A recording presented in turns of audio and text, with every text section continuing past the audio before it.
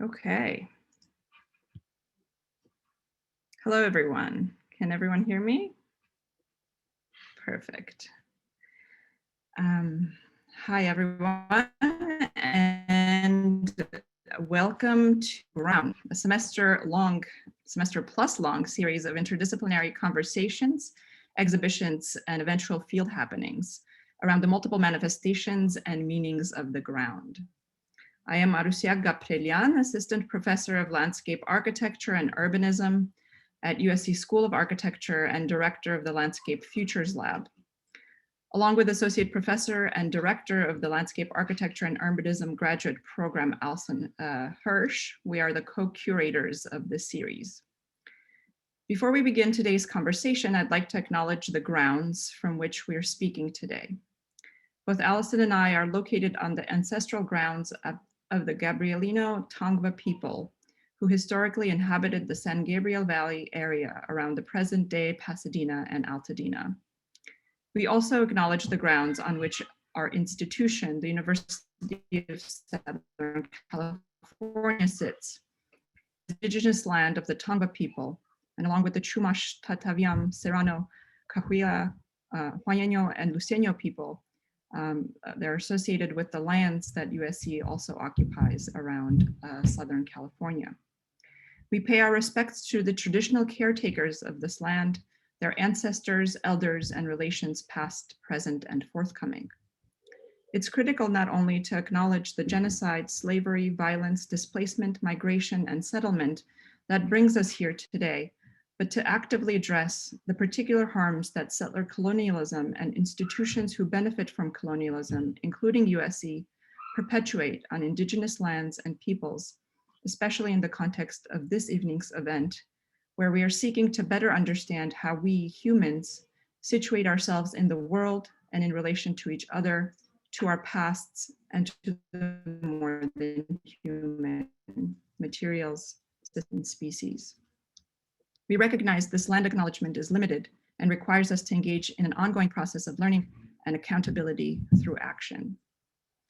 This series was generated from conversations that Alison and I had around the somewhat muted position of the ground within landscape architectural discourse, practice, and action, despite its many manifestations and capacities to stir, to connect, to remember, as well as to expose and to destabilize. This multifaceted explorative series is designed to excavate the ground for these manifestations and meanings. Throughout the series, we will explore its significance as a noun, the ground, a material, which is the focus of today's conversation, a verb, to ground, its agency, and an adjective, to be grounded, situated.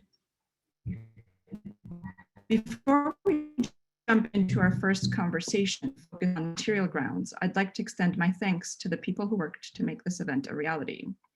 Firstly, I'd like to recognize the team of students who participated in both the curatorial process as well as the organizational needs of the event, including all the necessary coordination that needed to happen, the generation of promotional material, and our web presence. So a huge amount of gratitude to Jared Edgar McKnight, Hannah Michael Flynn, and our blogger, Leslie Dinkin. Thank you all. I will now hand it off to my co-curator, Alison Hirsch, who will speak a bit about our program and sponsors. Alison.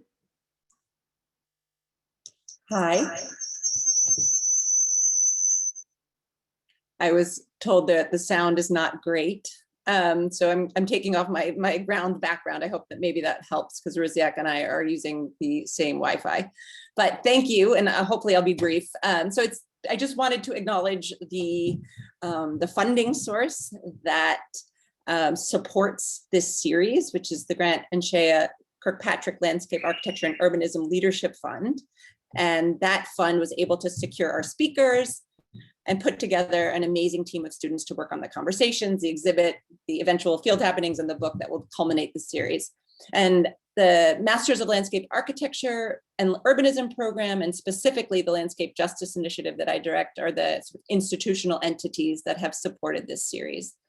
And very briefly, the Landscape Justice Initiative is a platform for the graduate program in landscape architecture to position and implement its work in seeking environmental, spatial, and climate justice in communities that design does not typically reach. So it focuses on communities with deep histories and continuing threats of dispossession and displacement. So questions of place attachment and cultural memory are fundamental to seeking landscape justice. And it's intended also to increase opportunities for students to undertake forms of service learning and co-learning with communities that have deep local knowledge derived from lived experience. We're contributing, and we aim to contribute to work on improving environmental quality and health of neighborhoods and their ecosystems, as well as tackling structural inequalities or sort of large-scale policy and physical change in response to environmental racism and violence, toxic legacies, policies of exclusion, as well as hope to contribute to efforts in land recovery, reparations, and rematriation. So this series intends to look sort of outwards beyond the bounds of professionalization and engage in a really meaningful dialogue around ground, land, bodies, material. And I know that, you know, we're zoomed out after a year of this, but this has really offered us a real opportunity to get lots of sort of fascinating voices in the same space and talking to each other. So I hope you enjoy, and thank you so much.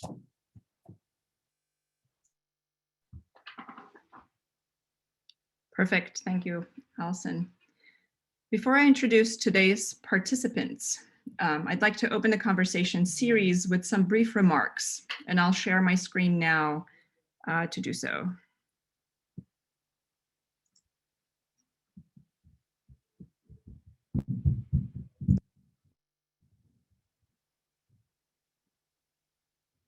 Is that working for everyone? I think your audio is in. Perfect. Still? My audio is okay? Okay, perfect. Okay. So though I am the moderator, we've asked that each moderator provide the framing for the conversation and share some thinking related to their own work in order to be an active co-participant in the conversation. So I open today's conversation on material grounds by zooming to 5 material instances and their material entanglements that they gather together vastly different landscapes. Material instance 1. I begin with zircon. Considered one of Earth's oldest mineral fragments, zircon is found most abundantly in the depths of the Earth's crust and occurs as a common accessory mineral in igneous rocks as crystals, in metamorphic rocks, and as detrital grains in sedimentary rocks, which is the form you're seeing here.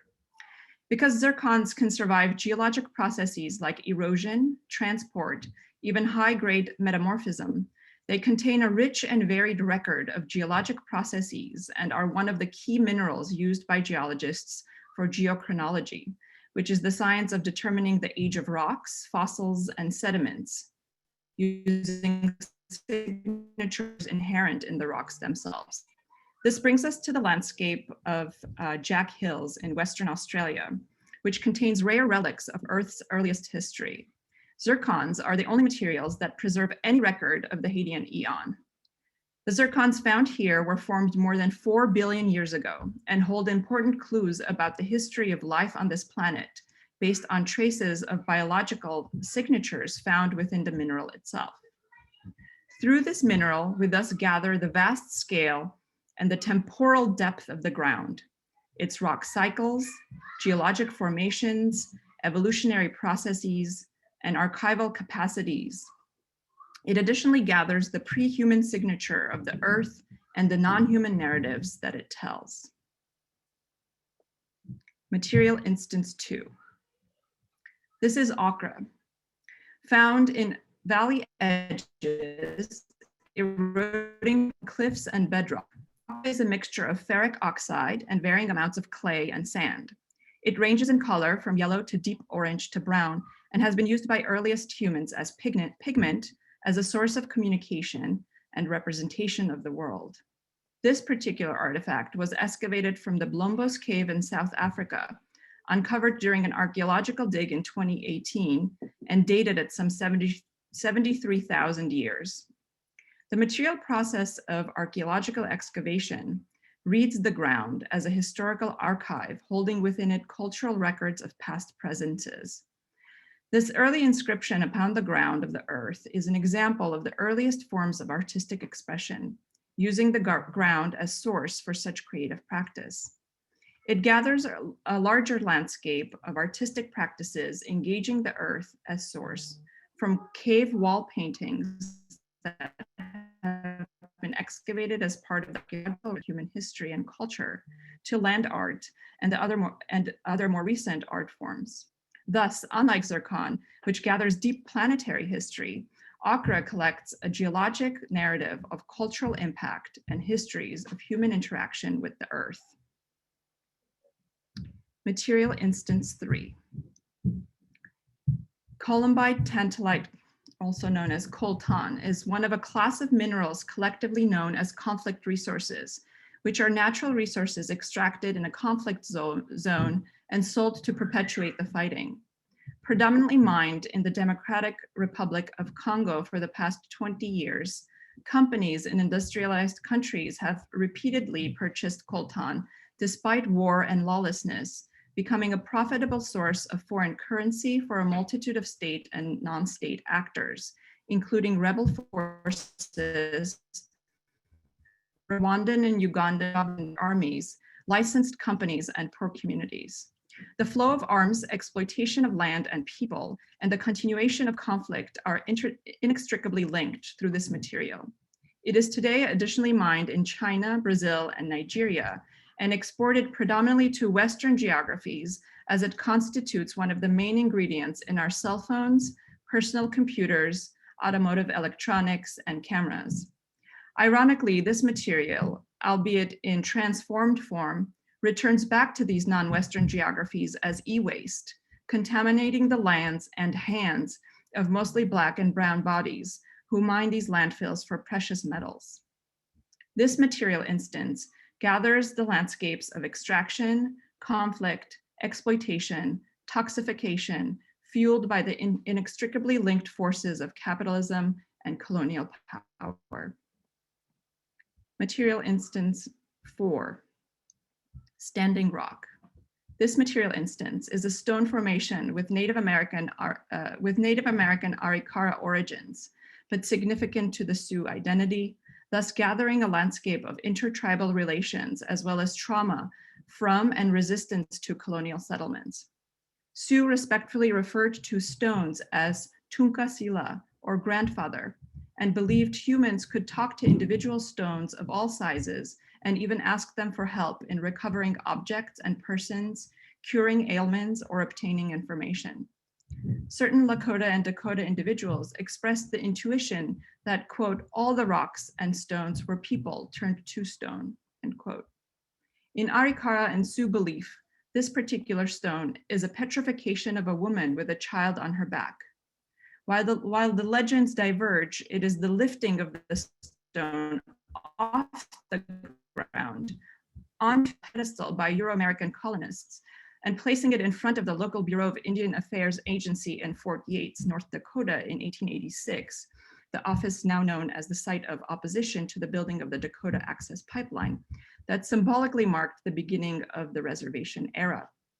While this move was a deliberate expression of colonial power attempting to immortalize the Sioux and their stones, which white settlers associated with native spirituality, its legends shifted into new stories and social formations that reminds us of the diverse ways in which Native people adapted to the traumas of forced assimilation. Thus, this material instance gathers landscapes of tribal meaning and the liveliness of ancestral stories and the sacred, as well as of violence and trauma, of vastly different conceptions of memory keeping, as well as resistance and creative adaptation and formation from forced oppression. Last one, material instance 5. This last material instance, called the plastic glomerate, is a multi-composite material of natural and manufactured components, solidified by molten plastic. Melted plastic binds together sand, shells, pebbles, basalt, coral, wood, or seeps into the cavities of larger rocks to form rock-plastic hybrids. The resulting material is slowly becoming a marker in the planet's geologic record and is an example of the human alteration of the Earth's makeup, as reflected in the era of the Anthropocene. Not simply a new bundle of synthetic materials, these plastic rocks support new life forms, bacteria, algae, and other single-celled organisms for which this substance has become habitat, source of food, and energy. This community of microbes showing up as a thin layer of life on the outside of plastic is known as the plastosphere, analogous to the layer of life on the outside of the planet called the biosphere. This material instance gathers landscapes fueled by petrocapitalism, synthetic grounds, queer ecologies, and the possibility of new future life forms. My work, teaching, and the Landscape Futures Lab I direct engages the tensions brought up through these material entanglements to better understand how to live and die in the world that we've created, by not accepting the systems and structures that have gotten us here, but by imagining beyond them and by looking to biophysical matter as source material for transformation. In my current book project titled Near Extinction Rituals, I speculate on our Anthropocenic crises in order to imagine new ways of living compassionately and collaboratively with the more than human world. Through a series of speculative prototypes, the book projects a mode of environmental existence that dismantles the idea of human exceptionalism and demonstrates the complex webs of life upon which humans depend. It recognizes the precarity of life on our planet as human-induced climate change accelerates planetary decline and forces us to imagine a future without us. One chapter in particular considers the material waste of death, particularly in the face of mass species extinction. Death is framed as an active material process of decay and recomposition. Its associated speculative prototype, Future Symbionts, imagines how the more than human bodies that will accumulate from human misdeeds will not be wasted.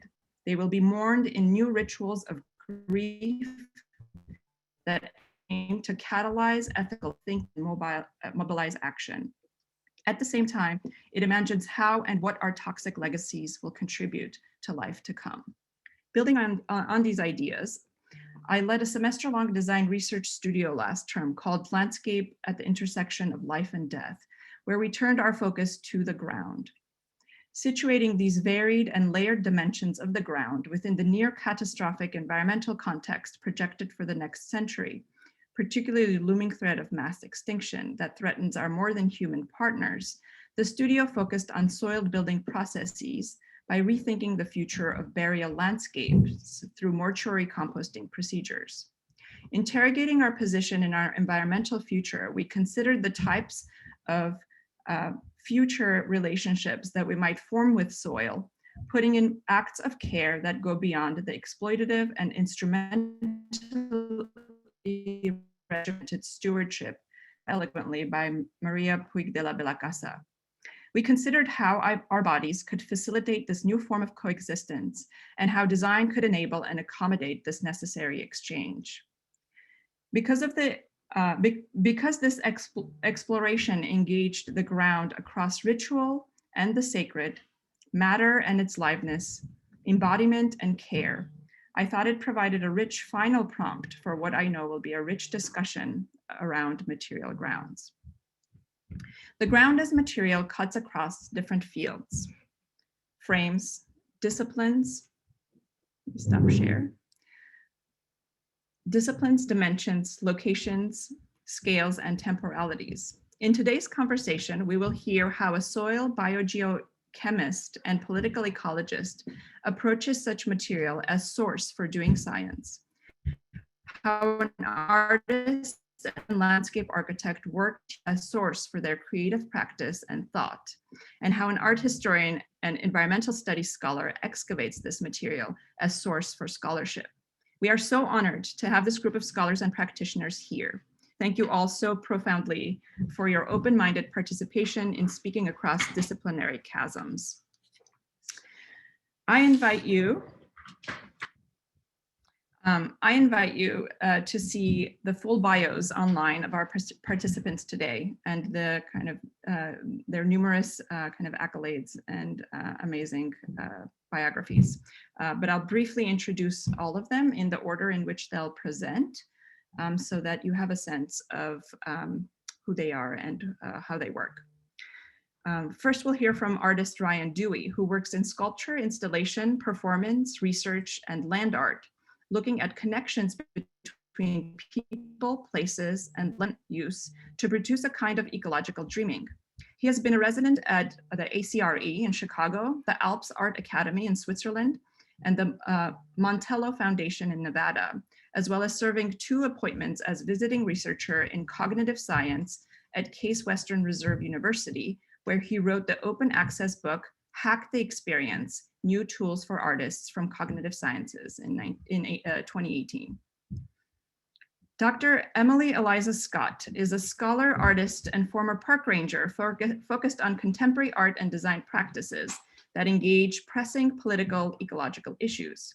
Currently a joint professor in the history of art and architecture and environmental studies at the University of Oregon, Emily has authored and edited numerous award-winning publications, including Visual Culture and Climate Change and Critical Landscapes, Art Space, Politics.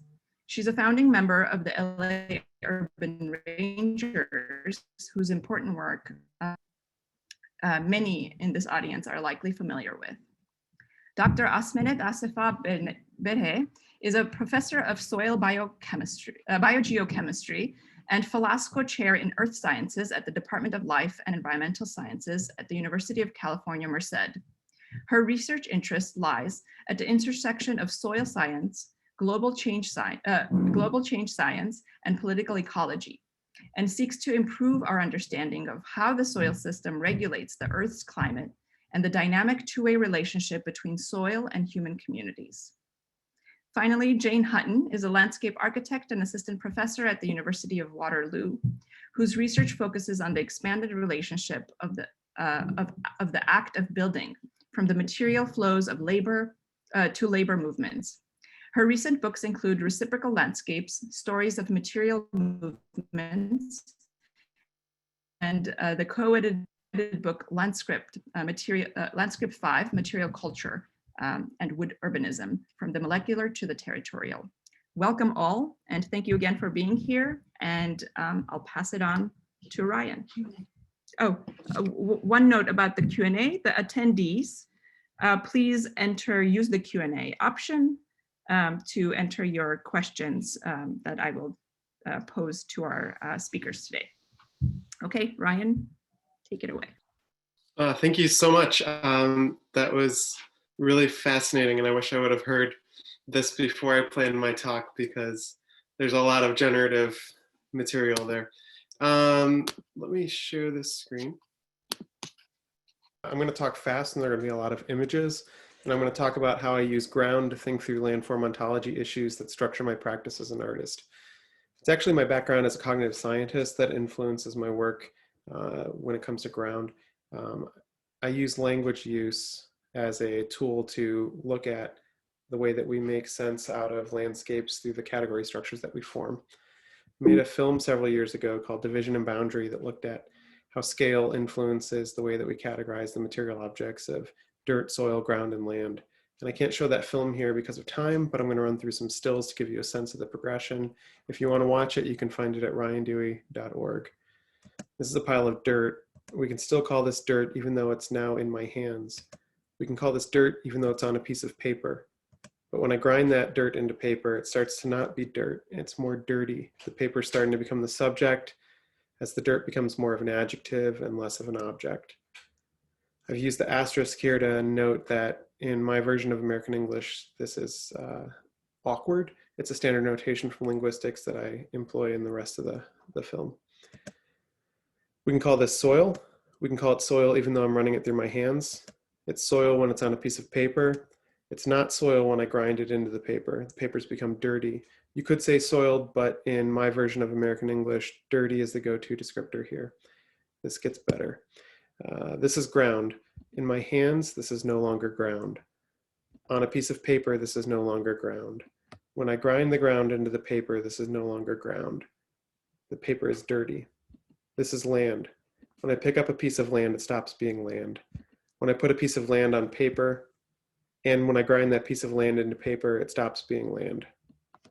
So basically, we were able to parse out the boundaries of the categories of dirt, soil, ground, and land by looking at the material objects at different scales and in different contexts.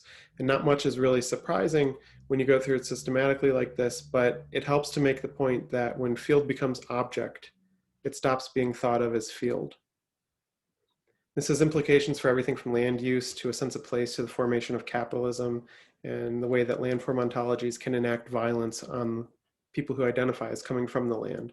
And we can take this a lot of directions, but for the sake of time, let's sum up this film with the proposition that in capitalism, our version of capitalism, when field becomes object, it sets the stage for the creation of monetary value. When you pick up a piece of an expanse or a surface or a field, in this case ground, it becomes an object, in this case dirt. A lot of my work is focused on drawing formal comparisons between human systems and geologic systems. Some people think these are metaphorical comparisons, but I really think they're very material. And what seems to be metaphorical is just a reification of an abstract concept in the material object. As I thought about this transformation from field to object, I started to apply it to other domains, and it brought me to a basic question that now structures all of my work on human systems, which is place the container or is place the substance? Or said differently, is value created by keeping the container full or by emptying the container? Most people have access to the network of supply chains through retail nodes, and Walmart is a great example. Their corporate website says that 90% of the population lives within 10 miles of a Walmart or a Sam's Club. It's a pervasive retail landscape. And I wanted to think about place and how retail relates to place. So I found an example of a product that was closely related to place. I landed on clay cat litter. And as a test case, I walked into a random Walmart on a random day and cataloged 70 different varieties of cat litter that I could buy. There's a Walmart in almost every city and almost every state in the US, and they all sell cat litter. So I took samples at 5 Walmarts around the US and created a series of stratigraphic core samples that look at the geologic profile of the retail shelf. We can find clay just about everywhere, but different clays have different applications. When it comes to clay that's used for cat litter,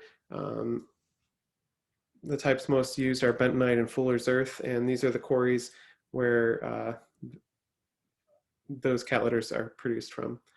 For my purposes, I took this one particular cat litter as a test case because it's a private label cat litter that Walmart packages and sells at all of their stores. It's called Kitty Diggins, and it costs about $1 for a 7-pound bag, and they all come from the same quarry in Mississippi. Ironically, it's out of stock. But back to the question, is value created by keeping the container full or emptying the container? Clay quarries create value by emptying the container, and they turn fields of clay into objects, in this case, bags of cat litter that can be distributed through supply chains. But I also think about things like cups, bowls, plates, even ceramic toilets. These are all things that move through supply chain channels also, but in different forms. There's a one-to-many relationship between the place that a material originates from, like a clay quarry, and the place that it ends up becoming, like every landfill in every city where people throw clay cat litter into the garbage.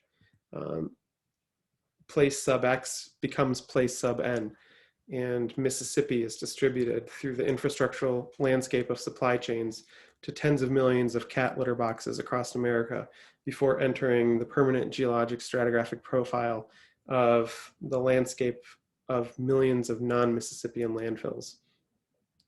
And I contrast this with an industry that makes place create value by keeping the place container full and healthy with substance, like wine industries, oysters, chocolate, coffee, and my personal favorite, Japanese green tea, where soil chemistry or substance creates terroir and hence value.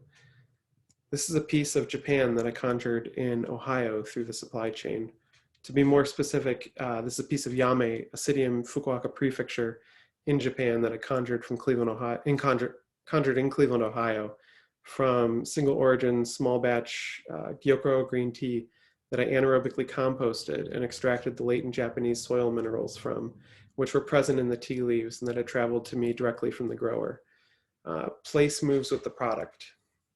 It's easier to see this with goods like stones than it is with food because it's durable. But if you think about long after being removed from a quarry and placed into use in a building, Carrara marble is still going to be more valuable than Vermont marble. So the object is still part of the original field, even though it's been removed and displaced. So said differently, the object as substance is still part of the place because it contains the place. Place moves with the object, with the product, but it also becomes a new place. And here's one where I made a new place. Tenna, Switzerland, in 2018, in a small village in the Swiss Alps, 100 grams of Japan transubstantiated into Switzerland. Here's the hole I dug. Here's the sachet of green tea that I had drank and that I dumped into the hole in the ground. I then covered the tea leaves with soil and placed these latent Japanese soil minerals, materials under the ground, where they began the process of transforming into Swiss soil. Sure, Michael Heiser's works have had an influence on my practice, specifically his works with displacement and replacement, but not as much as this one poem by Conrad Aiken, which I will read now. Watch long enough and you will see the leaf fall from the bough. Without a sound it falls and soundless meets the grass. And so you have a bare bough and a dead leaf in dead grass. Something has come and gone, and that is all.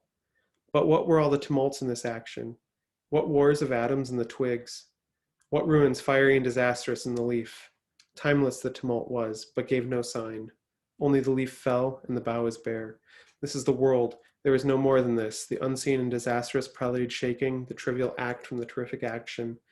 Speak, and the ghosts of change, past and to come, throng the brief word. The maelstrom has us all. What tumults enabled the material grounds to spread themselves over vast distances through the infrastructural landscapes of supply chains? What tumults transpired to reconstitute the latent soil minerals in imported botanical material to allow them to transform into a new place, to make actual Japanese soil manifest in Cleveland, Ohio? When I got home from Switzerland, I extracted the Swiss soil from the treads of my boots and repackaged them for my archives. Is there anything materially different in this soil now that it's been picked up out of a mountainside village in Switzerland and transported by air to Cleveland? Next example. These are deer tracks in soil. The deer stepped here and the deer stepped here. The deer did not step here. So I collected dirt that a deer stepped in and dirt that a deer stepped over. And by abandoning the expert categories for soil types, here I found a classification for soil that's actually more meaningful to my experience of the world. Next example. Human systems like supply chains have surpassed geologic systems like glaciers in terms of how fast and how far they can move natural materials. During the last ice age, glaciers moved this granite erratic 1,000 miles south from the Canadian Shield into Ohio. Although it's not relevant to this talk, I'm moving this stone back to the Arctic North. You can read about that project by Googling "This Stone Wants to Go Home." Here's a reconstructed granite boulder that I made from granite scraps from the luxury kitchen countertop manufacturing system. Freighters moved this stone from China across the entire Pacific Ocean to the port of Los Angeles in a matter of 2 weeks. We don't experience geologic shuffle of material grounds like that anywhere else other than in the supply chain. Here's another reconstructed boulder from granite that I purchased as floor tiles from Home Depot, but which came from India. A glacier can move a stone 1,000 miles over 1,000 years, and I can go to any Home Depot in America and get a box of granite floor tiles from a quarry in India. And if for some reason they're out and I don't feel like driving to the next Home Depot, I can order them and I only have to wait 2 weeks for the next shipment. What madness is this? Here's a small granite supply chain erratic from Sweden that I found in Ohio in a mouthful of lingonberry jam from IKEA. What tumults almost busted my mouth? Who owns this deep time? Thank you. Amazing. I think Emily is up next. Hi, everyone. I'm going to bring up my screen. I hope everyone can hear me okay. I want to take the opportunity to thank the organizers AROUSSIAK, I hope I'm saying your name correctly, and Allison, also your excellent opening comments. AROUSSIAK, there's a lot of overlap also between what you've said and what Ryan was just speaking about and what I'll say, I think. I really enjoy speaking across chasms and also around prompts with other people, and you gave us an excellent set of prompts, so I'm just really glad to be part of this conversation. And before I launch into it, I'll try to also speak quickly. I'm going to set a timer for myself because 10 minutes is difficult, and so we'll see how it goes. I'll wait till I start my actual comments. I just wanted to acknowledge that I don't know who had in the background the vocal child at the beginning, but I am hoping I also don't have vocal children and dogs barking in the background, but I actually wanted to just give a shout out for the extra labor of balancing the work you're doing with having, children at home. So, okay, let's start. I actually do want to start this talk. First, I'm going to start my timer. Okay, I want to start here on the sandy beaches of Malibu, California. And without going into a lot of detail about this project, I'll very quickly tell you what this is showing us. This is a piece of a Malibu public beach safari led by the Los Angeles Urban Rangers group that I co-founded in 2004. This is a 2007 tour, and I'm just showing the moment of one of the activities we did of what we called trailblazing the public-private boundary. And it was part of a larger project on the part of our collective dealing with public access and public space in Los Angeles. What we were doing in that particular moment was visualizing and marking with our bodies, embodying the complex patchwork geography of public and private land that would otherwise be totally invisible and mystified on the ground. Sarah Knaus, in her writing on critical tours by artists and the techniques they use to make space more legible, writes, quote, "The visual dimension of a site often conceals the production of space by historical and contemporary economic, social, and ecological agents, and it is often designed to do so," unquote. Indeed, Malibu's beaches are shaped by capital human terraforming, and increasingly so human terraforming with climate-induced climate change induced rising sea levels, as well as being shaped by defensive architecture, privately hired security officers, and ideology alike, as much as these beaches are shaped by anything like natural forces. I think another example of work that takes up the ground as a site of inscription would be the work of the Center for Land Use Interpretation, or CLUI, in their own words, a research and education organization interested in understanding the nature and extent of human interaction with the surface of the earth. As many of you, I'm sure, know already, CLUI has offered for many years now legendary tours and other field-based research of the built environment, in their own words again, quote, "to better understand who we are and what we're doing," unquote. And I bring in their work very briefly here because I think it's helpful to think through this concept of ground truthing, which is where I sort of borrow the title for got the title for the talk, this short input, ground truths. So ground truthing is a term that I'm borrowing here from science to denote sort of the process of heading out into the field to find evidence for something or to test something on the ground, as opposed to in the laboratory, in the algorithm, or in the abstract concept. There has been a shift in recent years, I would say, from land and landscape as a focus of artistic attention to geology and the ground, which has paralleled non-human turn in the arts and humanities. And I think there's an emerging recognition of the ground as a highly dynamic and even agential medium, as both surface and depth, and moreover as a contact zone between the animate and inanimate, between surface, subsurface, and atmosphere, between past, present, and future.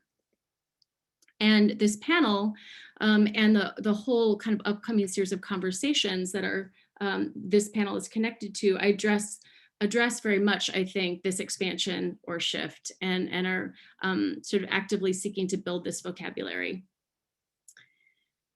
If geographical and geopolitical inquiries of the 1980s, 1990s, and early 2000s contributed to the absolutely crucial task of unpacking late capitalism's new spatial formations, now there's a sense, I think, that these discourses have been too flat and likewise too anthropocentric for too long. The theorist Eyal Weizman of forensic architecture fame develops with his collaborators practices that cut through landscape as opposed to merely looking across it. Similarly, the artist and self-identified experimental geographer Trevor Paglen has argued that, quote, different topologies of development, politics, urbanism, and the production of space emerge when we begin to consider the vertical dimension of human world making, unquote. And I won't talk about it now, but maybe we'll have time in the Q&A afterwards if people are interested. I'm working on a monograph right now called Uneven Geology, Notes from the Field of Contemporary Art, which is riffing on the idea of uneven geography developed by the geographers Neil Smith and David Harvey in the 1980s. And my book is looking at art and other kind of experimental aesthetic practices that track environmental violence as it's writ into land, air, and water. And the book itself is structured according to a vertical axis with chapters on subsurface, surface, and atmosphere, and also highlighting new interrelations between them. In the time I have left, I want to further consider the ground as a medium that captures traces, indexing events, human and non-human alike, the ground as a holder of truths and secrets, even if at the same time it tends to swallow those very marks, allowing, quote, history to decompose, unquote. And I'm borrowing that phrase, that beautiful evocative phrase from the geographer Jessica Dubow there at the end. So I'm interested in talking just for a few minutes about the ground as a material archive, if one that is far from static or passive, but that is rather lively, unruly, and entangled. So another patch of sand here at the Trinity Test Site in Alamogordo, New Mexico, in the summer of 1945, when investigative quasi-scientific reporters arrived to the scene, a previously clandestine one, where the first atomic explosion in the world had occurred a month prior, carried out by the Atomic Energy Commission. There was great visual interest, even marvel, in the physical marks left on the ground in this event's wake, including the melting of sand into glass, later dubbed trinitite, which, you know, at the time sort of was immediately a kind of novelty, not unlike, I think, the plastiglomerates of the 21st century, which AROUSSIAK showed us at the beginning.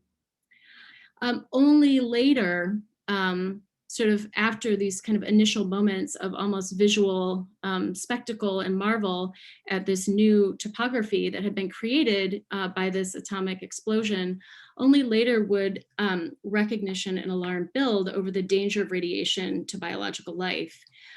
Also, only later would it be observed that atomic testing sites would come to look more and more lifeless, paradoxically and monstrously taking on the clean look of the sterile lab. Radioactivity, as we know well now, is highly permeable. It's a bounding and a lasting agent that merges with the ground, air, and with bodies, mutating them along the way, sometimes across many generations. So we can almost think about how radioactivity or radiation sort of becomes the ground, becomes irradiated land and lives. And I want to mention the really important work of Tracy Voyles on wastelanding. Her research illuminates the short and long-term impacts, particularly on Navajo communities in the Southwest tied to uranium mining and atomic testing in the Four Corners Southwest region. And the last site actually that I'll mention, and then I'll wrap up, is in Puerto Rico, which is another bombing range actually run by the US military and NATO. The Vieques testing ground, which for 60 years from the Second World War and through to 2002 or 2003, was a place where various munitions were stored and tested And it's a place where, you know, these activities are still very much kind of held in the ground and being mobilized. In a recent interview or conversation between Leopold Lambert, the editor of The Funambulist, and the author Christina Sharp, who, as many of you will know, has written a very influential book, In the Wake on Blackness of Being, she notes in this interview the ways that Hurricane Maria has, the effects and the suffering from Hurricane Maria have been aggravated by these toxins that are sort of still in the landscape. And she notes the way in which these sites, this is an example of how weather's material and metaphorical toxicity come together.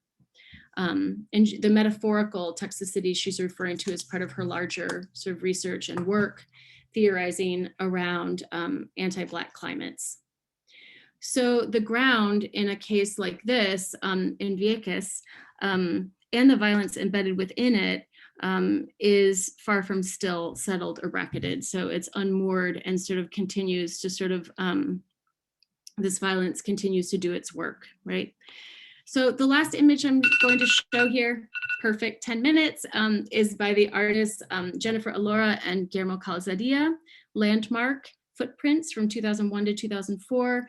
And in this work, which some of you may know, the artists work very closely with community members to produce rubber soles with distinct messages on them, messages they then illegally entered the bombing range, and they made their marks with their shoe soles that had images and messages with grievances, opinions, and demands, and their sort of message and sort of gesture to reclaim the disputed territory. So I wanted to end on this note of a kind of countermarking of territory, of the kind of production of new ground truths or truths into the ground. Also underscoring the ways in which, you know, the ground is anything but a kind of mute and stable or static substrate underfoot, but is a medium also for reconfiguration. And I'll end there. Perfect, beautiful. Thank you so much, Emily. Next up, switching gears to the sciences with Asmeret Berhe.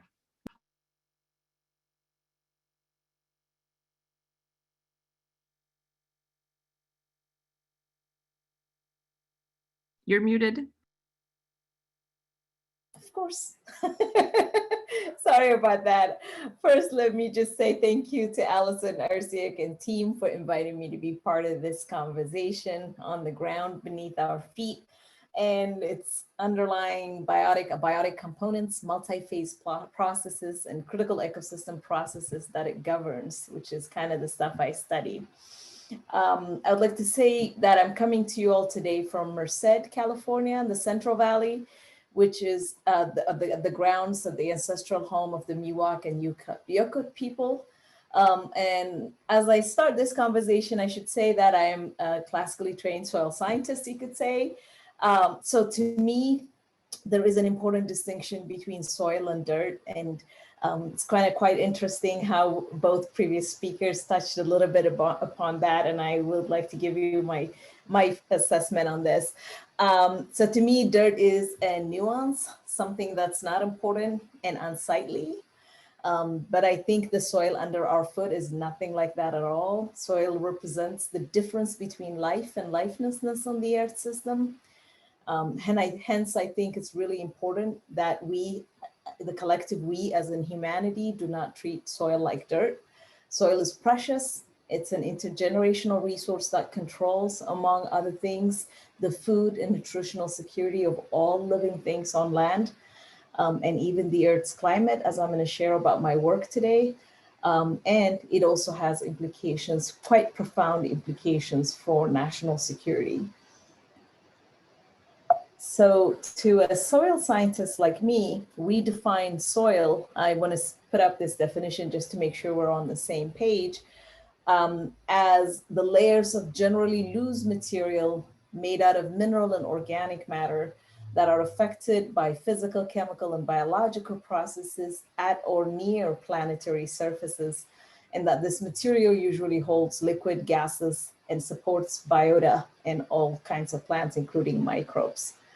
And what that says basically is that it's a complex dynamic system that's also diverse and beautiful.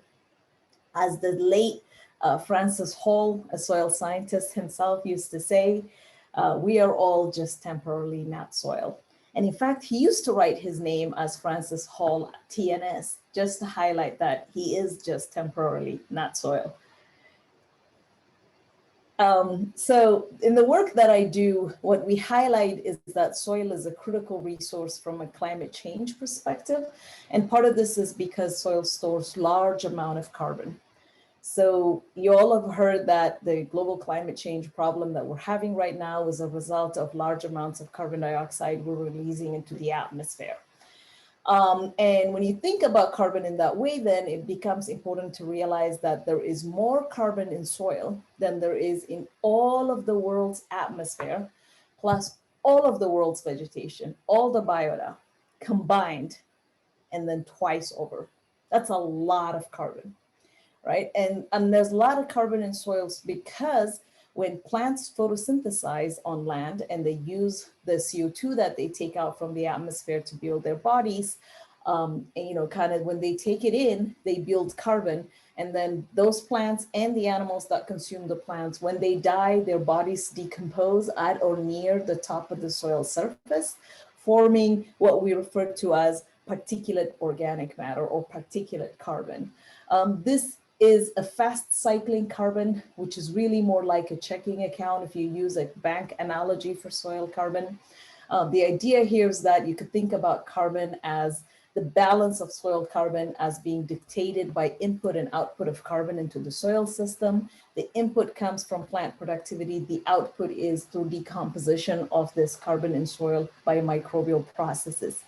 And a lot of the carbon that comes from living things whose residue decompose at or near the soil surface, then it goes into this particulate account, which is akin to a checking account. And a lot of it gets cycled quickly back to the atmosphere and is released as CO2, methane, and nitrous oxide that we refer to collectively as greenhouse gases. So it's like, we earn a lot of money, right, from our respective jobs. And when that money hits our bank accounts at the beginning of the month, we all feel super rich, but then we all pay our bills and it's gone, most of it, right? But if we manage to take out a little bit of that income though every year and stash it into a savings account, we build a reserve, right? Just like we build a saving account, just like we could do in soil with carbon. And in soil in particular, this happens because the reactive minerals that constitute soil, the mineral particles that are the broke down pieces of rocks, they actually provide physical and chemical mechanisms by which that soil can hold on to carbon. And as a result, allow soil to build this soil carbon bank. And as a result, then a very small change in the amount of carbon stored in soil at any given time can make a huge difference for the maintenance of the Earth's climate. And that's kind of largely what my lab's work focuses on. And I'm going to take you a little bit further into broader conversations around soil. And in particular, this concerns healthy soils, meaning soils that have continued capacity to function as vital living ecosystems that are able to sustain plants, animals, and humans. Healthy soils are critical for climate change mitigation because healthy soils can take up a lot of carbon from the atmosphere and store it in soil. Healthy soils are also crucial for human and national security considerations because they underlie so much of the needs that we have as a human community. In fact, when you think about the United Nations Sustainable Development Goals that the UN set up for all of us as a world community to achieve by 2030, a lot of these goals actually have to do with soil. And I think in particular here, it's important to stop and remember that as the world's population keeps growing and the demand for resources that are derived from soil keeps increasing, at the same time, close to 1 billion with a B people around the world lack food and nutritional security. Many of them go to bed hungry because of food caloric shortages, while a lot more lack access to well-balanced and nutritional food. It is really critical that we center soils in our conversations around these issues, especially in current times, because at this point in time, close to 500 million people globally live in areas that are already experiencing soil degradation and desertification, and are also negatively affected by climate change crisis that these people that are affected largely had no hand in creating. Hence, people that are at or near the bottom of the economic ladder, including agricultural communities who depend on land and soil health for their livelihood almost exclusively, tend to be among the ones that are likely to suffer the worst consequences of climate change. And part of this is getting exacerbated because the global area used to produce food is getting destroyed by human actions. And in the context of this food and nutritional security issue, then climate change is becoming a threat multiplier, meaning human-caused climate change is exacerbating the existing threats of food and nutritional insecurity. Increase in temperatures, higher frequency of droughts, and other weather phenomena related to climate change are becoming major contributors to land degradation, which causes reduction in yields of major crops, increases in food prices, and decrease in income of food growers. So in essence, what I'm really telling you is that climate change and land degradation, which are critical for the welfare of the human community, are connected in many, many ways. And all of these issues are underlain by soil, literally and figuratively. And in particular, I think it's important to think about, when you think about land degradation, that it's a global problem that's happening really across the world. And it's really important to consider this when we talk about ground, especially with respect to the Anthropocene, because right now we're looking at a situation where about 1/3 of the world's soils are degraded through a variety of human actions, including intensive cultivation systems, deforestation, and associated issues of water erosion. This is compromising the global resource base, the soil, the ground that we depend on for our livelihood. And when you think about the carbon cost of all the soil degradation, we see that at this point in time, we've lost about 120 petagrams of carbon. That's equivalent to 120 billion metric tons of carbon from soil, mostly in the last 200 years, because of how we choose to use land and abuse land. The kind of not so bad part of this story, even though land degradation is terrible, is that we know what we need to do to get out of this situation. We know how to address soil degradation. And I'll tell you a little bit about the many different options that are available in this case very briefly. But first, let me say that healthy soils are soils that have a lot of carbon, typically speaking, and soils that have a lot of carbon then come with multiple co-benefits, because healthy soils are critical for us as a community, as a world global community, to have good air quality, maintain biodiversity, have access to good quality water and enough water, and also improve soil quality, which is critical for our production of food and many other things. And we know that we can, and these menu of options that we have for climate smart land management, there are many, many tried and true methods that improve soil health, including reduced deforestation, reducing intensive tillage practices, reducing application of excess chemicals, and even planting deep-rooted perennial plants. And these are among the options that you see on this figure here. This is just what options there are out there for us to use in a climate smart manner to manage our land, and the potential greenhouse gas reduction that we can derive and we can benefit from. The punchline to a lot of this kind of data that soil scientists would present to you is that if we manage to increase the amount of carbon in soil by a tiny amount, 0.4% or 4 per mil annually, we can remove enough carbon dioxide from the atmosphere to offset 1/3 of all the global emissions of carbon dioxide. So this has huge implications how we manage our soil for climate. And it's also important to think about how going forward, if we really want to avoid a climate disaster, we have choices to make right now, right? And this figure is showing you the CO2 concentration in the atmosphere going back 100 million years before today. And then the ones on the right side are the current record that we're monitoring at the Mauna Loa Observatory in Hawaii, and projections for going forward. So what we basically are saying is that we have an option to make here based on how we manage our land. We can follow business as usual, release a lot more CO2 into the atmosphere, and reach CO2 concentrations in the atmosphere like the Earth system has never seen in the last 100 years, 100 million years and more. But we can also limit warming by reducing emissions of fossil fuels into the atmosphere. And that's first and foremost what we all need to do. But if we couple the reduced emissions of fossil fuel plus negative emissions, meaning taking out CO2 from the atmosphere and storing it in soil, then we can actually really achieve bending that climate curve. And doing so also, we know we could do it in a cost-effective manner, plus achieve all the co-benefits of improving soil health and associated ecosystem benefits. So to end, I just would like to say that I hope I've convinced you, and I'm glad to engage in discussion further, that soil regulates life really as we know it. It's the difference between life and lifelessness, and in the process also regulates climate. But it's been a victim of human actions up till this point.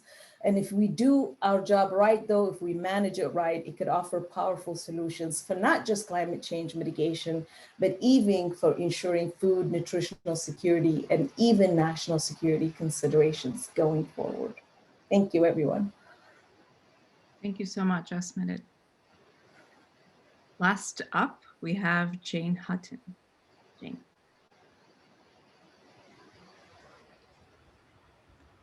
Hi, everyone.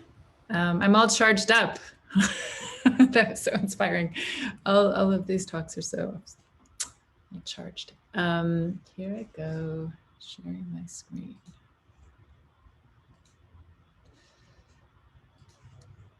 Okay, is that working? Yeah. Okay, so I'm really happy to be here with everybody, and so thanks to the organizing team and everybody else. It's been so great to hear about your work. I often think about ground as kind of a place, as has been talked about in so many interesting ways already. But here I'm focusing on something moving and imported. So I'm looking at the 19th century introduction of imported fertilizers, and in this case specifically guano, and its role in global metabolic transition as nutrient cycles expanded from the scale of a farm to the planet. This history is also a way of thinking about landscape architecture's alignment with industrial agriculture and ways to think about the field's future role in soil care and regenerative land practices. And this is a photo of my sneakers next to two guano nests in the Chinchilla Islands in coastal Peru. I'm sharing images from the first chapter of my book, Reciprocal Landscapes, where I'm tracing different construction materials that ended up in well-known public landscapes in Manhattan. And of the different materials that I followed, the first chapter, which is about guano from Peru used in Central Park's meadows, guano is the most ephemeral, invisible, and far-traveling of the materials. To give a bit of background, guano starts from a guano nest or other kinds of bird nests, a nest cemented by extra thick white excrement that comes from a delicious diet of anchovies and in a context with a really extraordinary density of bird life. And this photo shows the top of a guano mound where each year a mix of bird and sea lion bodies, bones, and excrement transform into a nitrogen-rich powdery substance as it compresses under its own weight. And this diagram shows gives a sense of how deposition works. So there's a kind of hard, granite form below, but the guano mass accumulates steadily over time. And here you can see the three Chinchilla Islands, where in the mid-19th century, at some points, the accumulation was about 150 feet tall and had accumulated for about 1,500 years. So really this was a place of extremely rare ecological confluence where coastal upwelling supports rich aquatic life, and that's feeding super rich bird life, and it's also a place where there's very little rain. So this deposition would usually be dissolved by rain, but it's not in this area. And so while Peruvians had long used guano, once it was identified as a key material for industrial agriculture in Britain and the United States, this mountain turned from an ancient accretion into a lucrative stockpile. To clear a debt, Peru granted a British company sole distribution rights, and the Chinchilla Islands were cleared of guano in just a few decades. In urbanizing regions like around New York City, which is the kind of case of this project, farms were growing, and they shifted from a regenerative model of locally cycled manures to more purchase stable and powerful additives. And in Central Park, Frederick Law Olmsted specified a range of fertilizers that reflected this metabolic change from local manures to those that were increasingly, products that were brought in from somewhere else. And the park was supposed to look like a farm, but it also at the same time was a farm. Sheep grazed and produced this really beautiful short turf, and their droppings improved the soil. And this was also a kind of aesthetic agenda. This is Olmsted's description of how it could never be too fine or too smooth, kind of like obsessed surface. And the description kind of foreshadows the perfection of the aesthetics of a contemporary perfect chem lawn. So the park primarily fertilized with urban waste streams of horse manure and night soil, human night soil. But here, Frederick Law Olmsted is specifying a small amount of guano. It's very small, but I think it's notable because I think it reflects an interest in using cutting edge agricultural practices of the mid to late 19th century, and guano really was super cutting edge. It was powerful, newly available mineral product, yet it was technically a manure. And even though it was a foreign import, it was also possible. Some people could argue that it was just kind of a larger version of a local ecological cycle. But others firmly viewed guano as a dangerous paradigm change, and Central Park's engineer George Waring warned about the introduction of foreign fertilizers. Here, German chemist Justus von Liebig is opposing the growing dependence on chemical fertilizers. And for Karl Marx, who was influenced by von Liebig, the disruption of the local nutrient cycling really amounted to a catastrophic metabolic rift. Colonial capitalist production robbed American lands, land stolen from indigenous people, farmed by enslaved African people, and huge quantities of guano from Peru were extracted to fix them and enslaved to improve these soils, degraded soils, and enslaved workers from China and South America were then consequentially robbed of their labor in this extraction. When Olmsted specified guano for Central Park, his book, Journey in the Seaboard Slave States, was being published around the same time.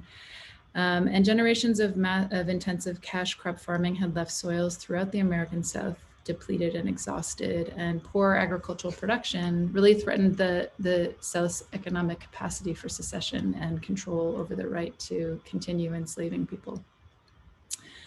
Here, the abolitionist Frederick Douglass's newspaper recognizes how guano was being used for pro-slavery arguments, and was also warning that there was a new terrible form of slavery taking place in Peru where guano was being harvested.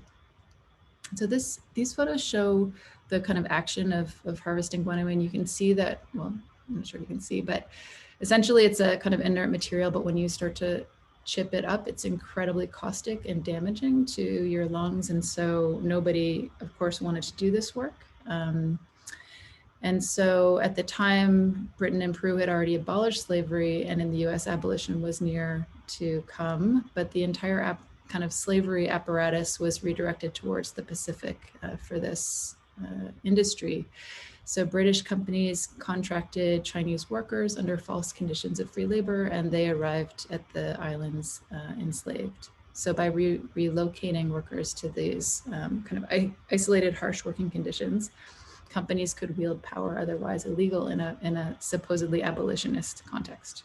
So thousands of Chinese workers lived and died in these conditions. Not long after, the United States Congress passed the Guano Islands Act of 1856, granting US citizens the right to occupy uninhabited islands containing guano deposits, including here, which is Baker's Island.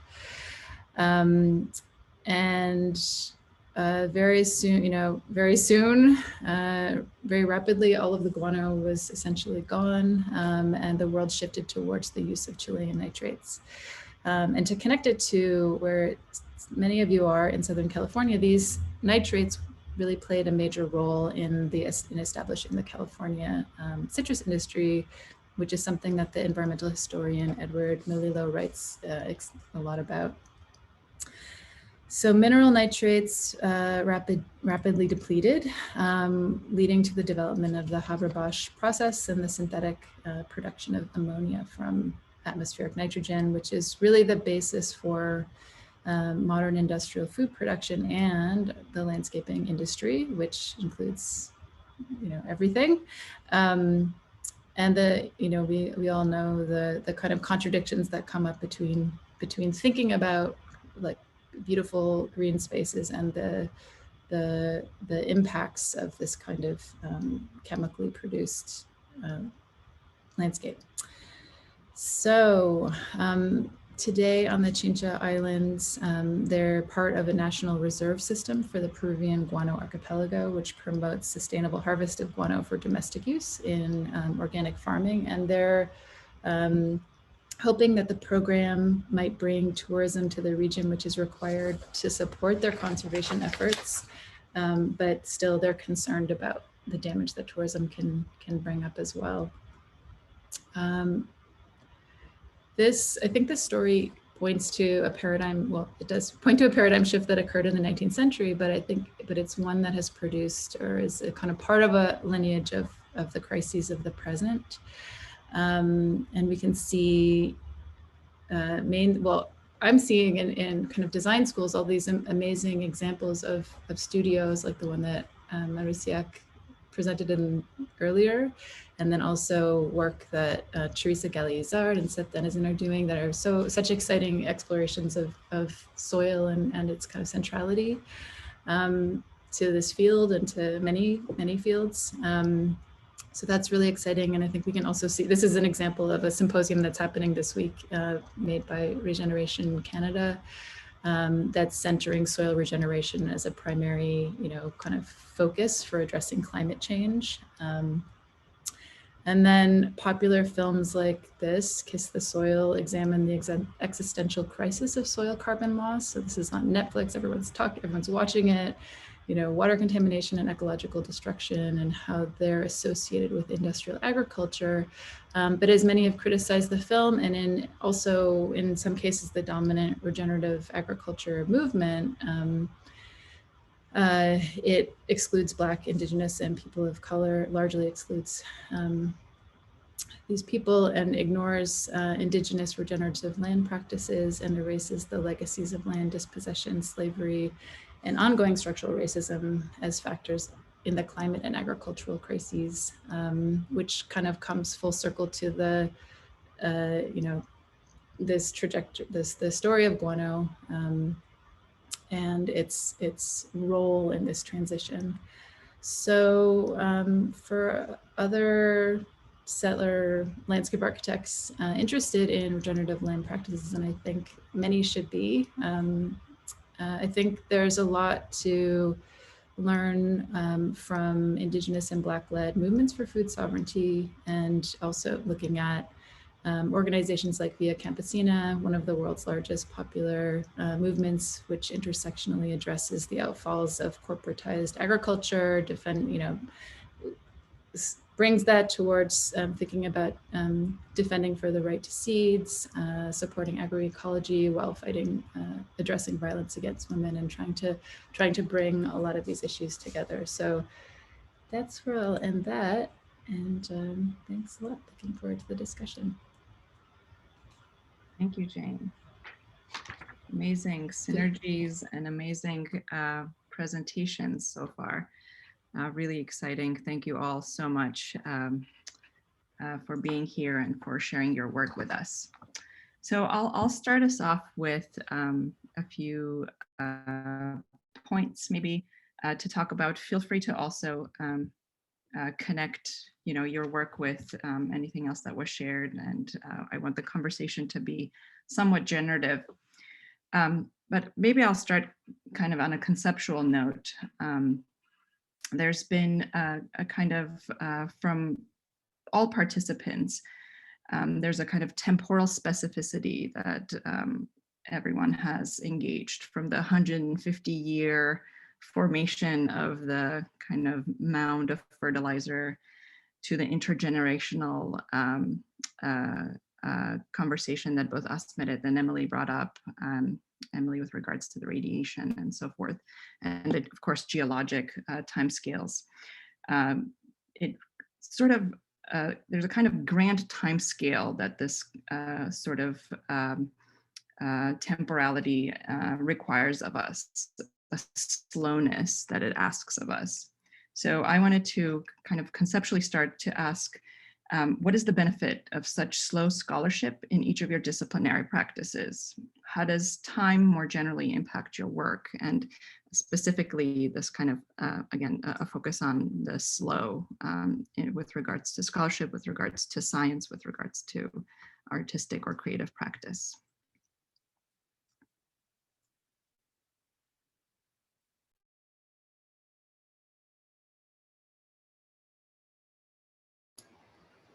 That's a deep question. And, and maybe I guess I could speak from the kind of the scientific efforts having to deal with soil health and climate change perspective, perhaps. I think time plays out in very interesting ways, right? Things that used to take time, like carefully tending to soil and thinking about recovery of the nutrient stocks or soil in agricultural systems. And all of these things, we've kind of made it fast. Land management has become an intensive endeavor.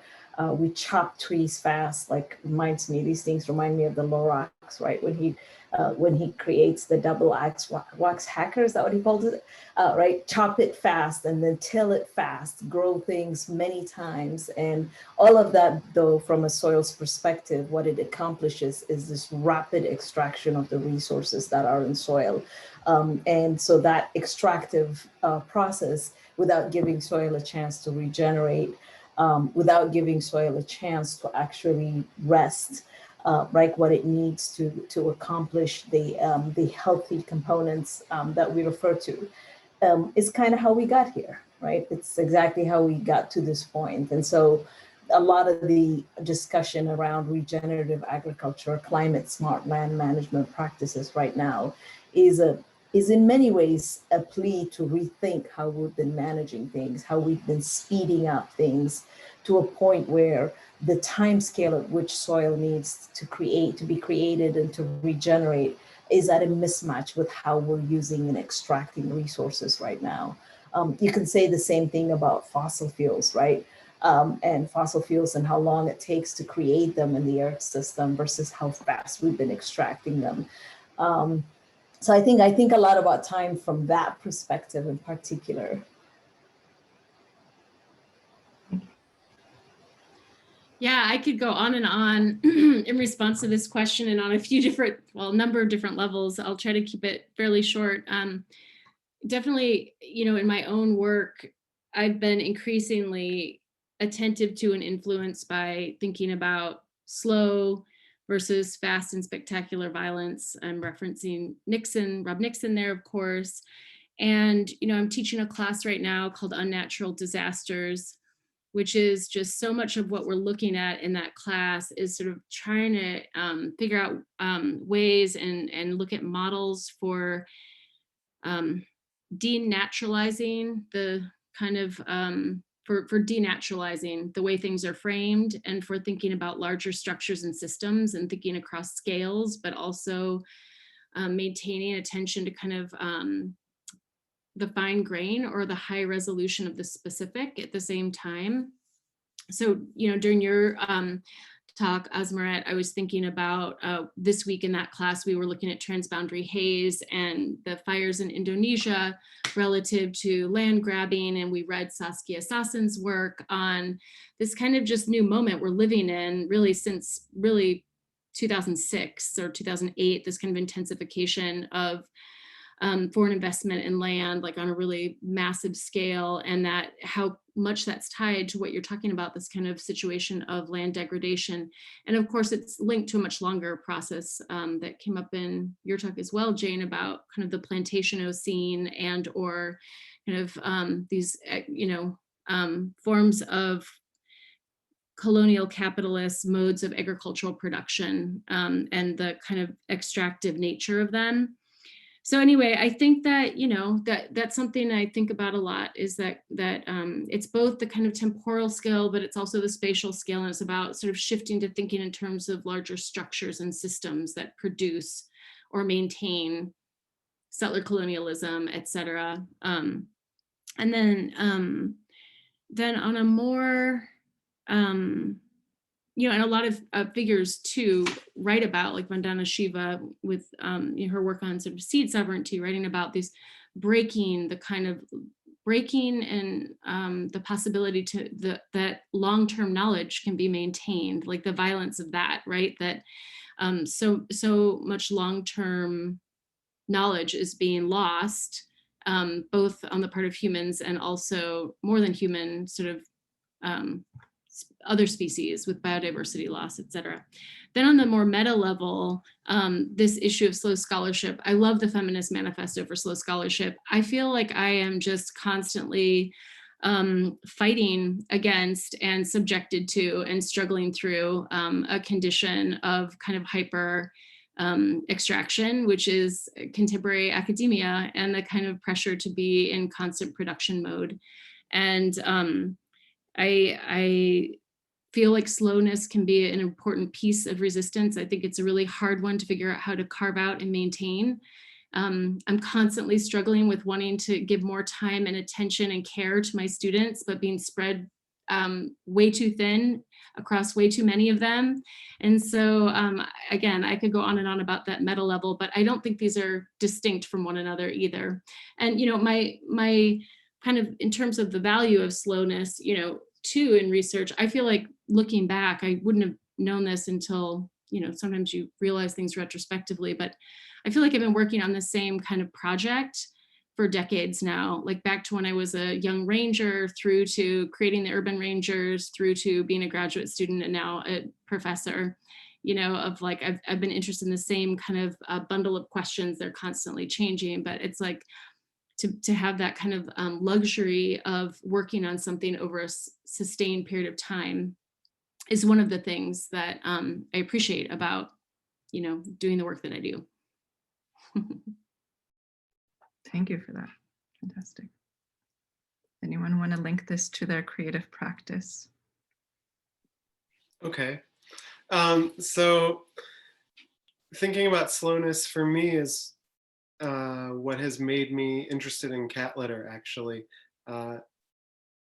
With a glacial erratic that moves 1,000 miles over several thousand years, that's far for a rock to move on its own.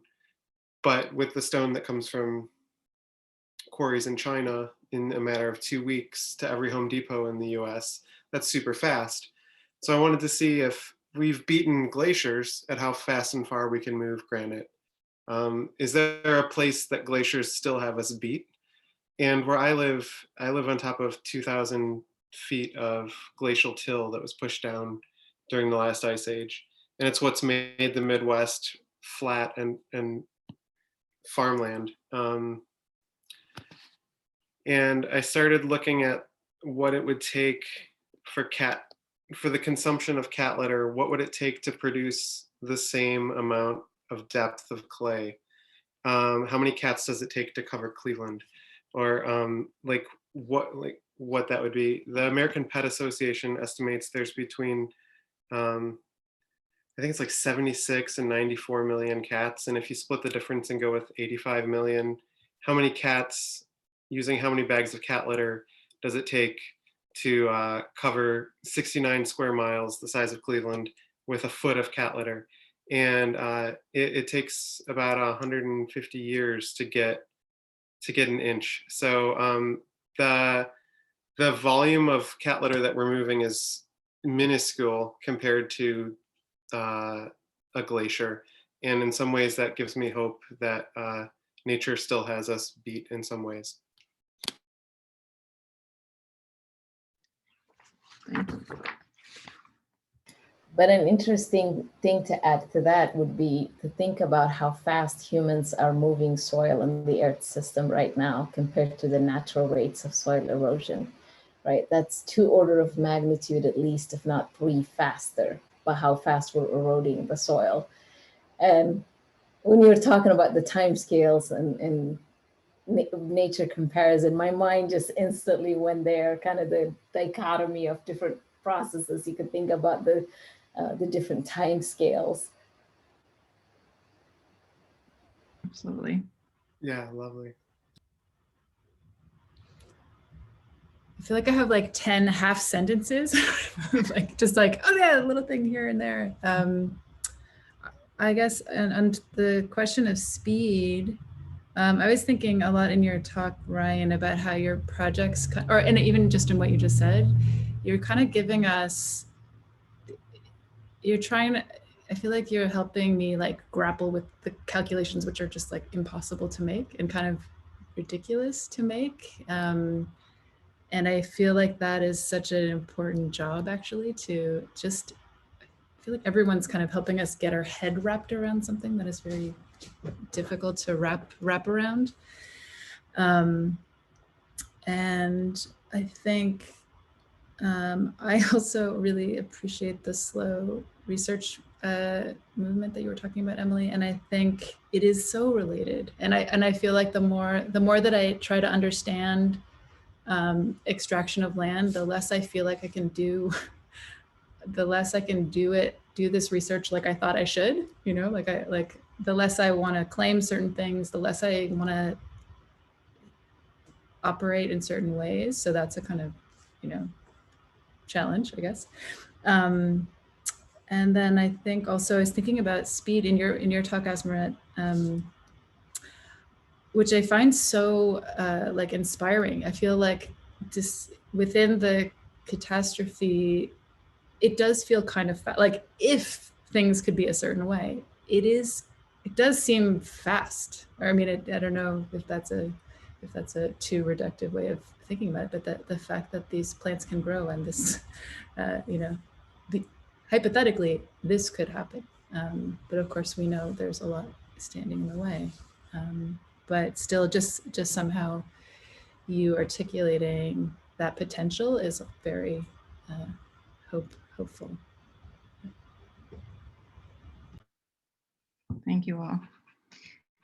The one thing that also came as a kind of bigger umbrella thread that could potentially generate some interesting dialogue was the role of sciences, and I'm actually going to pose this differently to Asmaret, as I'm going to kind of flip the question for the rest because she is a scientist, and so the question is. You have a background in political ecology in addition to biogeochemistry. So I was curious to hear you speak a little more about how this background impacts how you think about and how you practice science. And more generally ask if it's possible to do science differently. And what you think is the benefit is of being trained in both. And I sort of want to put a question for the rest of the participants to ask, basically to elaborate on how in each of the different kind of areas that you work in, be it creative practice or more traditional scholarship, how you guys engage science within your art practice, within design thinking, within scholarship.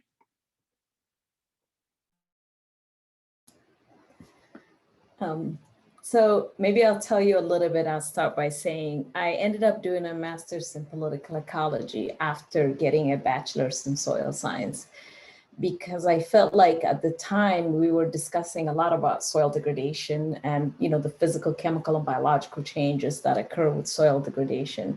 But I didn't feel like I got a good grasp of the human connection, the human piece in this, both as cause of that degradation, but also as potentially having power to transform soil and rehabilitate soil, at least to some extent.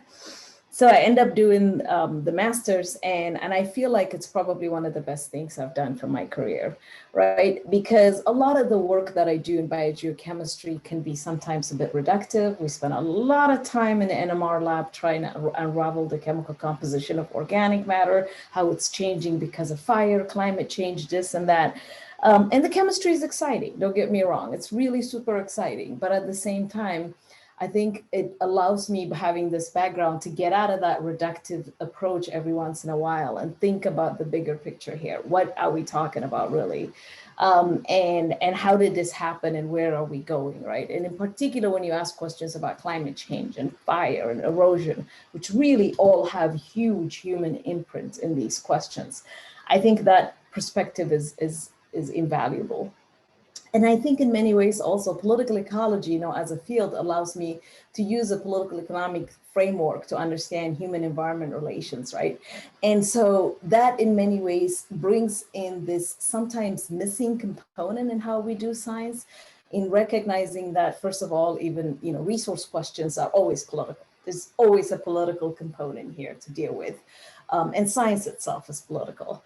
And I think, you know, it's wonderful kind of, for me, it's beneficial. And I feel like it's kind of widened my perspective, allowed me to avoid too much reductionist approaches in what I do. And also think really about not just how we got into a problem, but how can we find our way back, hopefully. I mean, that's not like always possible. I don't want to paint an overly rosy picture here about some of the destruction we do is quite transformative to nature and soil, right? But at the same time, thinking about what else we could do, I think is a helpful perspective. So I think in many ways, that's how I find it super beneficial to think about those perspectives when we're doing soil science. And by definition, you know, things like soil. So for example, I've become like a voice that tells folks that we cannot lionize and, you know, all these white men in soil science as being fathers of everything that we know, because let's be real, native communities around the world have been cultivating soil forever, since there was humanity, right? So they knew stuff about it. And things like that, I think is kind of quite useful perspectives to have sometimes. Thank you.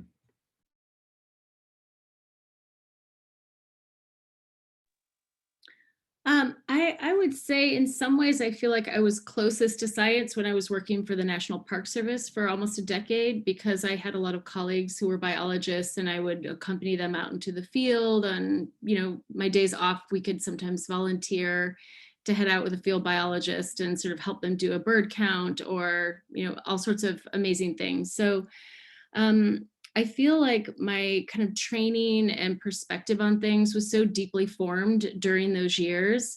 And I had to laugh getting ready for this because the first park I worked at, which was Canyonlands National Park, we were all completely obsessed with cryptobiotic soil. And like my family still teases me about my like vigilance about like, don't crush the cryptobiotic soil, which is this kind of like amazing soil that exists in Canyonlands in that kind of desert environment that's full of nitrogen and nutrients and is the basis of the whole ecosystem. In any case, more recently, I would say, you know, to be in a position, which is such an amazing, you know, post, which is a dual post between history of art and architecture and environmental studies, feels really important to me because I was concerned about sort of being boxed in by art history, which is a discipline that has not historically dealt in very rigorous ways with sort of the world outside of representation. And so to have a position where, you know, I have colleagues I'm faculty in environmental studies with social scientists, physical scientists, and humanists all together, and have students and advise students and teach classes that are environmental studies and not through the lens of art history has felt really important to me. Before that, I taught in an architecture school for 6 years in Switzerland at ETH Zurich. And somehow working with architects too, and I was so delighted to be invited to this conversation because I feel very attached to architecture and landscape architecture as fields, partly because, again, there's this engagement with sort of ground and with the material world that is not the case in certain sort of humanistic disciplines. And so I have, it's been important to me, and I have also felt lucky that I've been positioned in ways that I've been able to sort of maintain that contact and, you know, yeah, I'll end there. Thank you.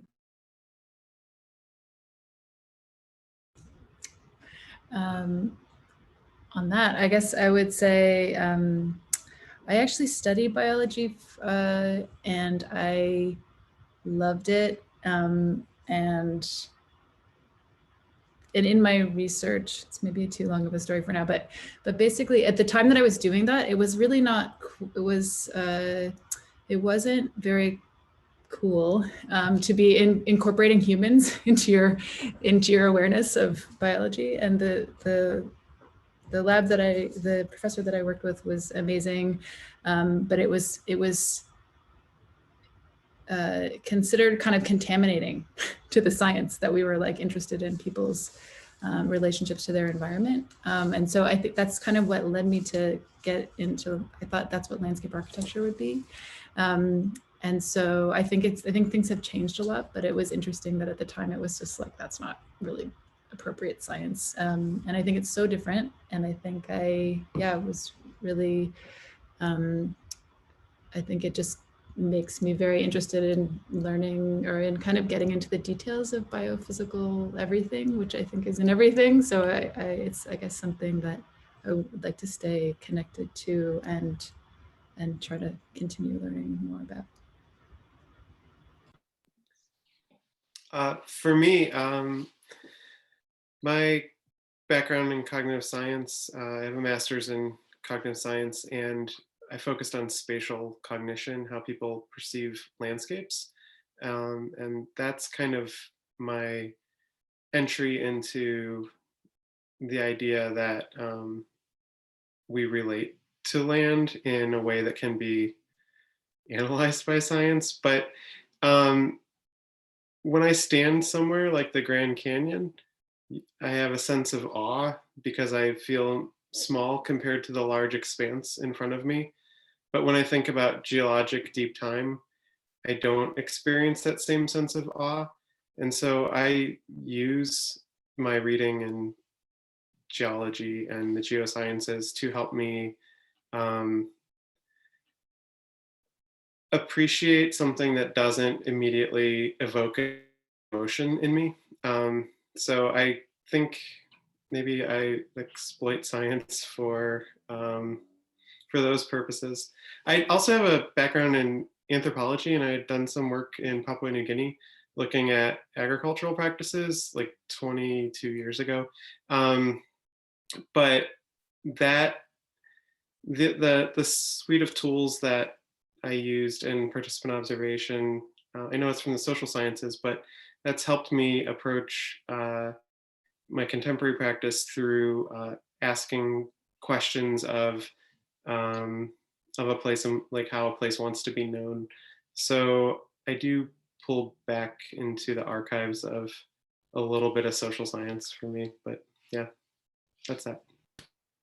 Fantastic. Maybe I'll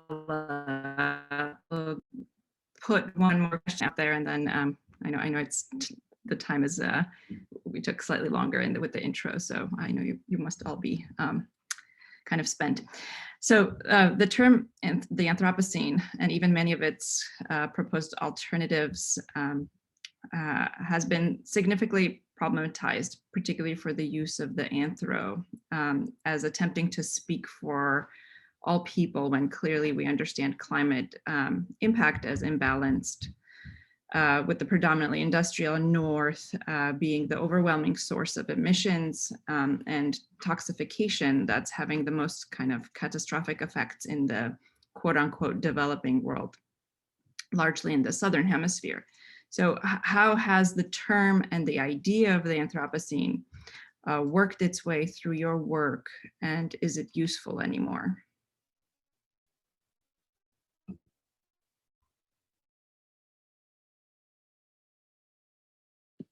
Can I go first? So I would say the term itself doesn't really mean a lot to me anymore. I'm kind of interested in the past and the future, and thinking about ways that you can bridge between the two. I feel like the Anthropocene is boring.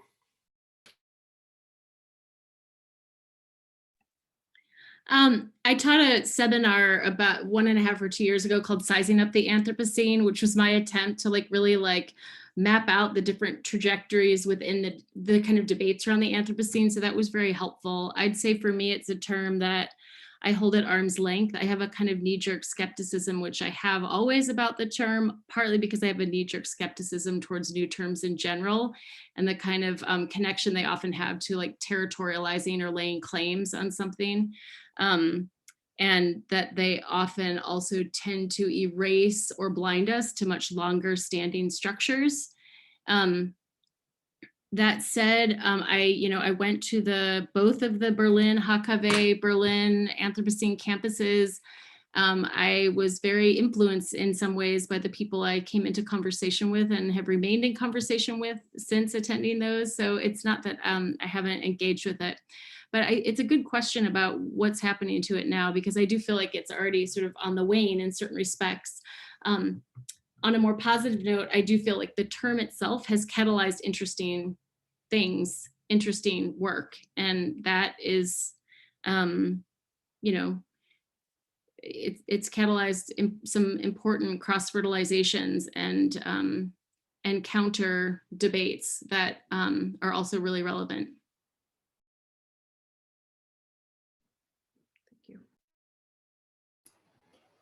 I think I agree with everything that was said.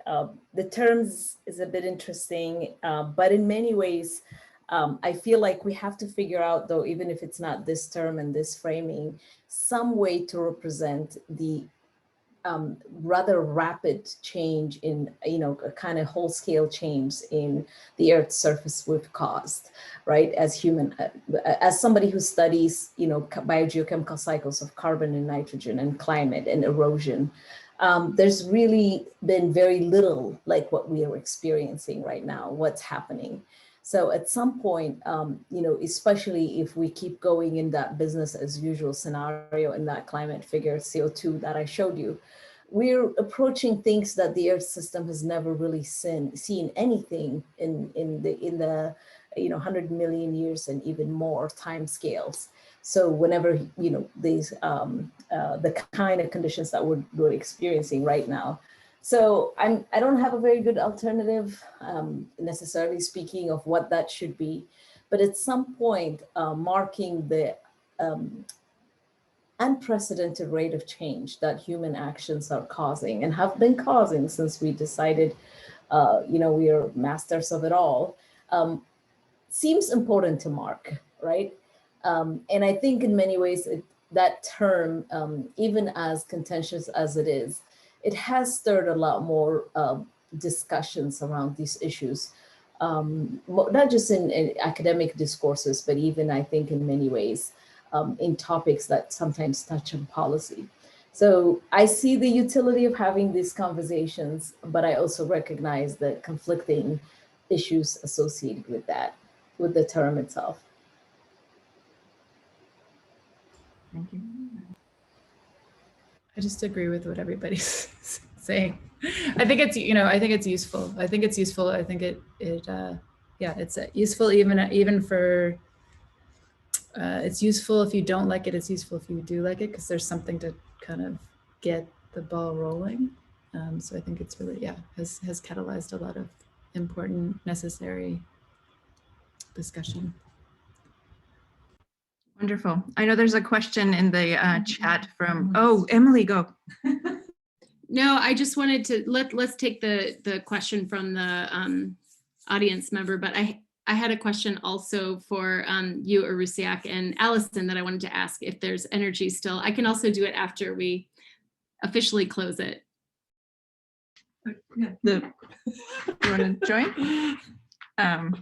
The question, sometimes this strange thing happens where we blend into the background when there's two of us with the background.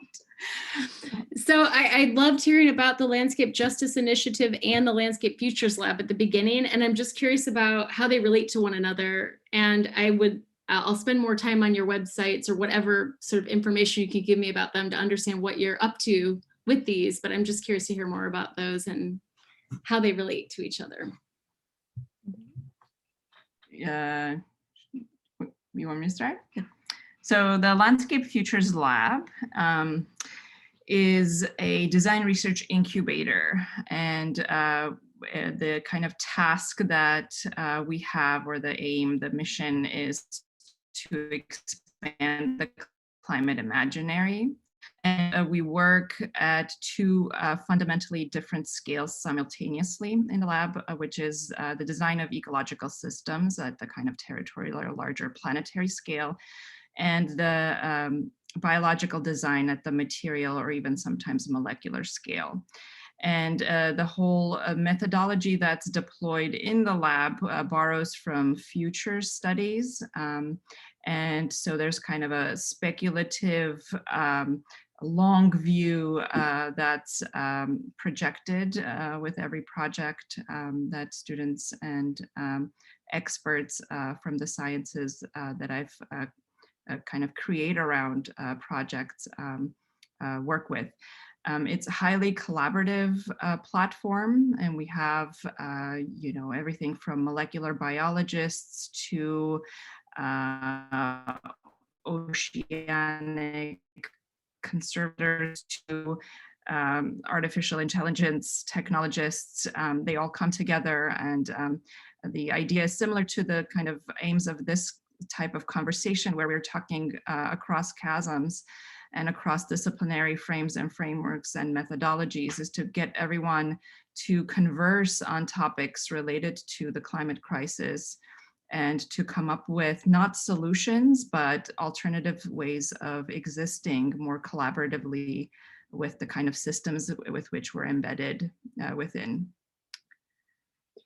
Yeah, and I think, the Landscape Justice Initiative has points of intersection clearly with that in terms of questions of climate justice, but, I think that there's sort of a weaving in of our work regardless, just of, that's how we've practiced historically as well. So, but they're both sort of early in their birthing. So, we'll see what the opportunities are, but this series is sort of the birth of our joint baby. I can't believe this is being recorded, but yeah, because we're really trying to find those points of intersection, recognizing, we're both, on different sort of quote unquote tracks in, the academic institution, but we do have a practice together, a creative practice together. So and we have lots of projects ongoing that come in and out of each other's worlds.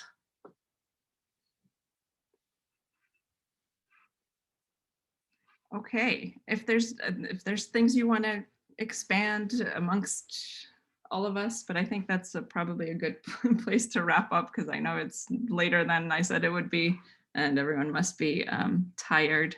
Just wanted to really thank you. So again, immense gratitude for both the work that you do, for agreeing to participate and share it with us, for the amazing conversations that you engaged in. Really, really grateful.